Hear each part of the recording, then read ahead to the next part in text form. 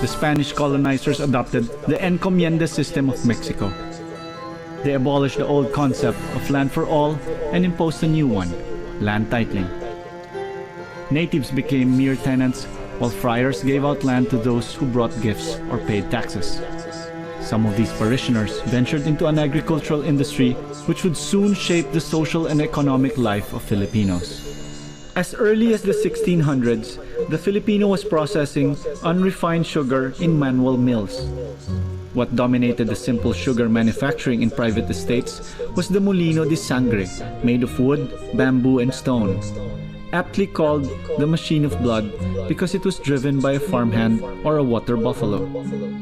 Other mills also included the molino de agua or hydro mill, run by a giant wheel on water. After less than a century, the Philippines was exporting sugar to China, Spain, and India. By the end of the 1700s, the largest producer of sugar. It was the start of an all-time sugar high.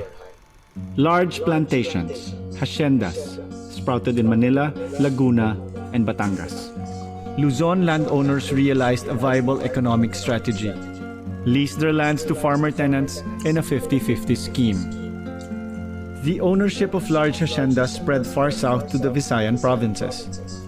But here, the daily wage system was enforced, a system which would earn criticism in the years to come. The Visayan sugar scene first thrived in Iloilo, then nearby Panay, and across the sea in Negros. Nicholas Loney, the first British vice consul to Iloilo, saw the need for large-scale sugar production in Panay and Negros. Loney paved the way for the modernization of the Visayan sugar industry and established a credit system, the first crop loan, to farmers. He enticed European businessmen and financing companies to invest in his newfound enterprise. By connecting the Guimaras Wharf near Iloilo to the Pulupandan Wharf in Negros, he opened shipping and trade between the two provinces. He located vast markets for sugar overseas, shipping from the Iloilo port of call to Australia and New Zealand.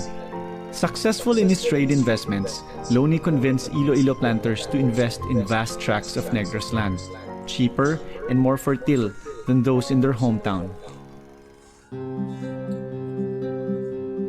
This started the 1857 exodus of Iloilo sugar families to Negros Occidental.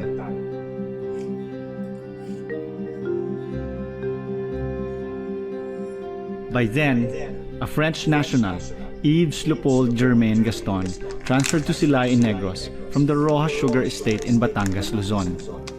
He brought with him the Horno Economico, the first iron mill in Negros, which increased his sugar production compared to other sugarcane farmers. The Philippines became the world's third largest sugarcane producer. Negros Island became the country's largest sugarcane producer. A few years shy of the 20th century, Negros haciendas were larger than anywhere in the country, ranging from 100 to 700 hectares.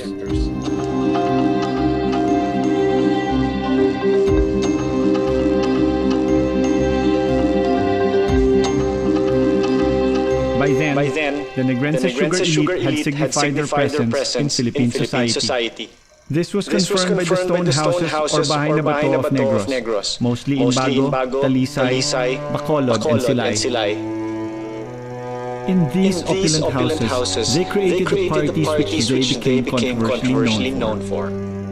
This lavish lifestyle was best represented in the iconic image of the Negrense haciendero, clad in white, cane in hand. And this was the image the Americans saw when they landed on the shores of Negros Island by the turn of the 20th century. For the next 40 years, it was a roller coaster ride for the Filipino. From the Philippine Revolution to the Philippine-American War to the Japanese occupation, the Negrense haciendero was not spared. The hacienderos united in protecting their interests against the American colonizers. In 1898, the United States offered to pay Spain $20 million when it ceded the Philippines. The Americans regarded the Philippine sugar industry as a threat to their interests in Cuba and Hawaii. They imposed taxes to sugar imported by the Philippines. But under the Payne-Aldrich tariff, an increase of 100% of sugar exports from the Philippines entered American shores. The capitalist Americans saw the huge potential of the Philippine sugar industry and invested in mills. The neggros Hacendero initially resisted the establishment of modern mills, which would process refined sugar for the world market. They also opposed the sharing scheme between themselves and the millers. The newly opened Philippine National Bank, or PNB, offered crop loans to Hacenderos. PNB also financed 5 of the 6 giant milling companies in the country. These 5 companies were, of course, in neggros. The Hacenderos, eager for means to boost their capital investments for the new milling system, clung to these crop loans in the same way their daily wage laborers depended on cash advances from their Hacendero landlords. Meanwhile, the class struggle between Hacendero and sugar worker continued. As early as 1936, a call for communism was sounded, a call which both the Hacenderos and the sugar workers heard. But the lure of Uncle Sam's greenbacks proved to be too much for the Hacenderos. When the first international sugar agreement was passed, they reluctantly gave in. They lost no time in assimilating the ropes of capitalism from the Americans. The sugarcane workers benefited from this. Their wage rate became the highest in all agricultural industries. Under the Stars and Stripes, the affluent sugar elite was reborn. But their elation was short-lived. When the Japanese occupied the Philippine archipelago in 1941, the Hacenderos united against the threat of a new colonizer eager to strip their island of its natural wealth. The Japanese needed alcohol from sugarcane to fuel their war machines. They controlled PNB and disbursed crop loans to the Hacenderos. The Hacenderos accepted the crop loans, but secretly sabotaged their own sugar mill equipment and burned their own farms. In the south of Neggros, renegade guerrilla units, disguised as revolutionaries, raided and set fire to the grandest of Hacienda homes, while Hacenderos supported the real guerrilla movement with money, food and supplies. Then Bacolod Mayor Alfredo Montiliban Sr., with the help of other prominent Hacenderos, organized guerrilla units in the mountains of Neggros.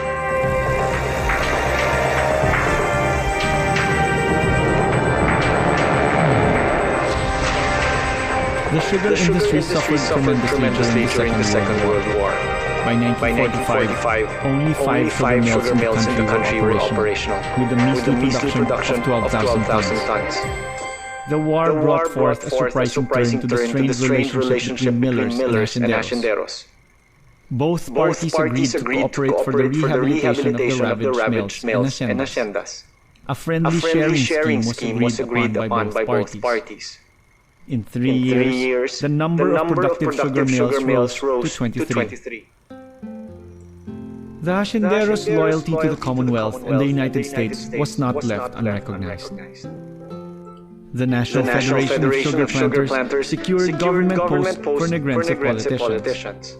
This started the Sugar Bloc, one of the most powerful industry-related political groups in the country. The Pearl of the Orient Seas, 1946.